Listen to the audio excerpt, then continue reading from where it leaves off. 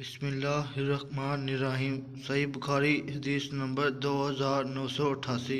اس حدیث میں نبی کریم صلی اللہ علیہ وسلم کے بارے میں بتایا گیا ہے کہ نبی کریم صلی اللہ علیہ وسلم فتح مکہ کے موقع پر مکہ کے بالائی علاقوں سے تشریف لائے اور مسجد اقصی میں اپنی سواری کھڑی کی۔ فتح مکہ کے موقع پر رسول اللہ صلی اللہ علیہ وسلم مکہ کے بالائی علاقوں سے اپنی سواری پر تشریف لائے۔ اسامہ رضی اللہ تعالیٰ عنہ کو آپ صلی اللہ علیہ وسلم نے اپنی سواری پر پیچھے بٹھا دیا تھا اور آپ کے ساتھ بلال رضی اللہ تعالیٰ عنہ بھی تھے اور عثمان بن طلحہ رضی اللہ تعالیٰ عنہ بھی، جو کعبے کے کلید بردار تھے۔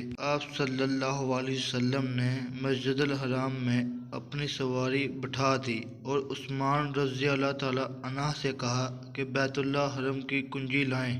انہوں نے کعبے کا دروازہ کھول دیا اور رسول اللہ صلی اللہ علیہ وسلم اندر داخل ہو گئے۔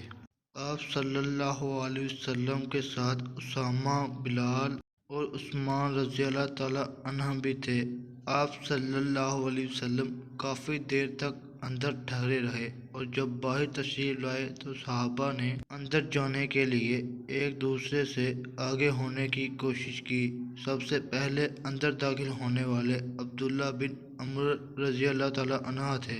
انہوں نے بلال رضی اللہ تعالیٰ عنہ کو دروازے کے پیچھے کھڑا پایا اور ان سے پوچھا کہ رسول اللہ صلی اللہ علیہ وسلم نے نماز کہاں پڑھی ہے۔